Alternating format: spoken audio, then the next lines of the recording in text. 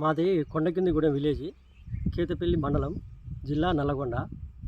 గత 3, 4 సంవత్సరాల సంది కోళ్ల ఫామ్ నడుపుతున్నాం మేము. ఈ 3, 4 సంవత్సరాలు మంచిగానే ఉంది, కానీ ఈసారి మాత్రం చాలా ఎఫెక్ట్ పడ్డది. మాకు ఇచ్చిన 8,000 పిల్లలు ఇచ్చారు. అలా నుంచి మినిమం ఒక 3,500, 4,000 ఒక 2 రోజులనే చనిపోయినాయి. చాలా ఇబ్బంది పడుతున్నాం.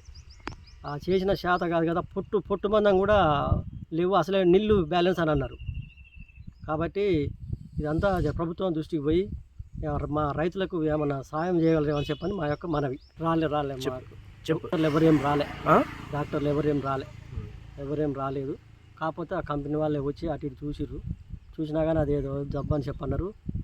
2-3 రోజులు 3-4 రోజులనే మొత్తం చనిపోయినాయి. మొత్తం మండలం మీద ఎన్ని ఫార్మ్స్ ఉంటాయి?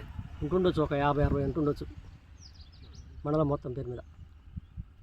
జరిగినాయా? మీకే జరిగింది? ఈ ఏరియా మొత్తం జరిగింది అట్నే. ఇక్కడ మా ఏరియా మొత్తం జరిగింది అట్నే. చనిపోయిన కోళ్ళని గుంట తీసి పూడిపేసినాం.